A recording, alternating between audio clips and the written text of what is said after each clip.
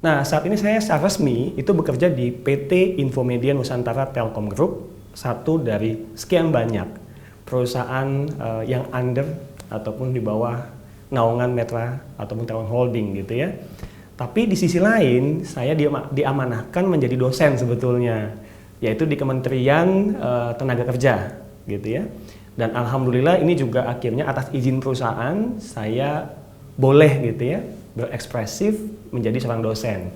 Dan yang saya ampu adalah mata kuliah pengembangan SDM juga. Jadi agak related nih dengan tadi ya, ada core recruitment, ada core-nya training atau development. Masuk ke dunia pendidikan sebagai dosen juga sama. Nah, saat ini saya diminta oleh perusahaan itu menghandle 3 unit sebetulnya. Yaitu sebagai HR di recruitment gitu ya, lalu ada di people development, dan satu lagi yang menarik adalah namanya travel management. Nah, skupnya mulai mencari orang, melatih, lalu bagaimana menciptakan atau memanage perjalanan dinas pegawai perusahaan untuk menciptakan efisiensi di perusahaan itu. Nah, saat ini di unit saya itu yang 3 part tadi, itu saat ini difokuskan untuk ke proses e-recruitment platform. Artinya bagaimana dengan tren milenial ini, digitalisasi, nah ini kita kemas. Nah, supaya apa?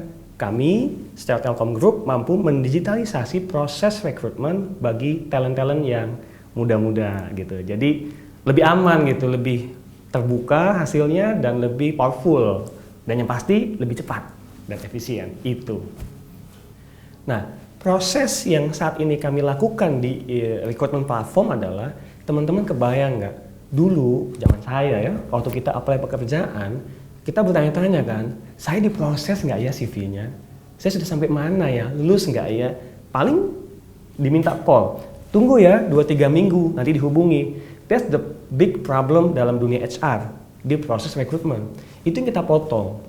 Dimana dengan platform digital ini, waktu kita apply, gitu ya, registrasi, kemudian apply, langsung saya sebagai pelamar bisa set up schedule saya untuk melakukan online test. Nah, keuntungannya buat perusahaan apa? Tentunya ada. Yang pertama, kami akan mempercepat proses seleksi dengan ada proses scheduling automate tadi, maka hasil lebih cepat.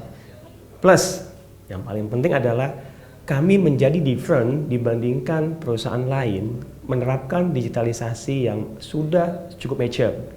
Kami lakukan ini hingga proses e-kontrak. Artinya, kalau pelamar tadi sudah lolos semua proses, kontraktualnya otomatis. Dan di sana kami juga mempercepat proses onboarding SDM, sehingga secara SDM, Departemen HR, KPI-nya tentu tercapai. Itu salah satu poinnya. Nah, satu part yang paling penting adalah, menurut saya pribadi, dalam proses bekerja dan apapun itu sebetulnya, kita mesti punya satu filosofi. Kebetulan, kalau saya pribadi itu menerapkannya fun. Bagaimana fun? Ya kita mesti enjoy semua proses. Termasuk saat kita menjadi HR, apapun fungsinya, rekrutmen mesti fun. Kenapa? Targeted. Oke, onboard sekian banyak ya, itu sih senang dulu kita, senang sehingga kita punya creativity gitu ya, cara barunya gimana ya. Di pelatihan itu kita tereksplor lebih. Bagaimana menciptakan suasana pelatihan, belajar orang dewasa dengan fun, accelerated, mempercepat proses pemahaman, dan akhirnya cuma satu outputnya. Bagaimana produktivitas pegawai kita bisa kita kawal sampai lebih baik gitu. Nah itu fun, accelerated, itu penting. Dan yang enggak kalah penting, creativity. Dan maaf, itu mahal banget creativity. Karena banyak orang bekerja sesuai dengan SOP-nya, sesuai dengan function-nya. Padahal bicara kreativitas itu pasti di luar itu semua. Kita mesti punya helikopter view yang kita latih pelan-pelan, lebih tinggi, lebih tinggi, lebih tinggi. Sehingga apa yang kita dapat? Angle view-nya lebih luas, pemahaman kita lebih baik, sehingga decision yang akan kita buat akan lebih berimpact pada bisnis, pada institusional. Itu paling penting menurut saya pribadi. Waktu pemilihan itu sebetulnya itu aklamasi teman-teman gitu ya. Jadi waktu itu ya kita kumpul biasa gitu ya, kumpul sama teman-teman, kemudian ada event tersebut. Lalu dari sisi angkatan, satu angkatan itu kan menyalonkan satu nih kandidat gitu ya. Ketuanya sama wakil ketua. Nah kebetulan sebenarnya saya tuh anak kutu buku gitu, bukan kutu buku banget ya, tapi senangnya ya udah belajar deh. Sangat jarang nongkrong gitu sebetulnya. Nah akhirnya sama teman-teman itu didaulat gitu. Ton, dari angkatan kita, lu mau nggak maju? Ayo kalau kita maju, yuk kita bikin. Nah kita bikin tuh di Basecamp gitu ya, visi misi segala macam, akhirnya kita fight gitu.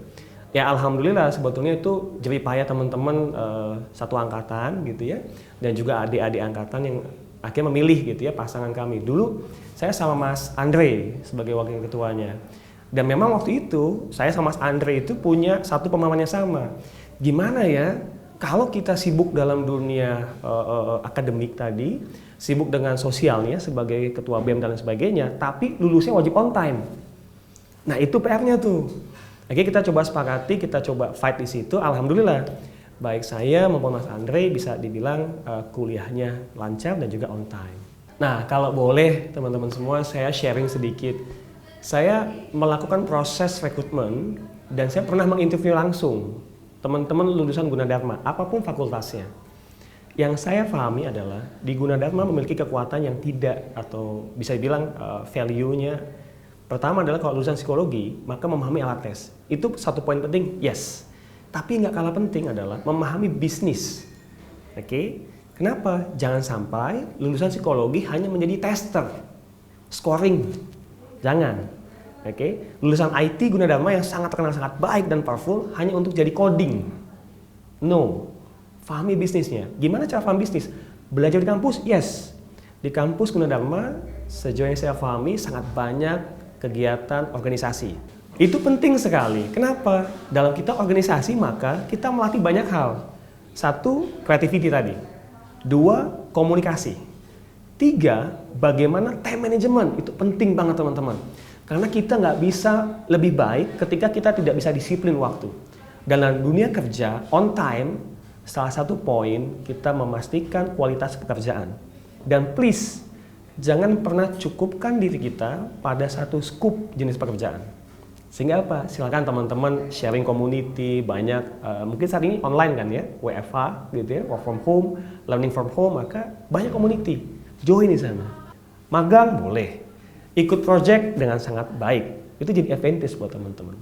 Dan saya yakin teman-teman junior di Gunadarma, apapun fakultas Anda, bisa dengan sangat mudah menemukan project-project pengembangan dirinya. Bapak Ibu dosen pasti banyak, penelitian dan lain sebagainya, silakan dinikmati itu. Atau sama teman-teman bikin grup kecil, neliti something gitu ya, dengan kondisi new normal ini, it's okay kan? It's okay gitu. Tapi satu poinnya, jangan pernah puas, itu aja.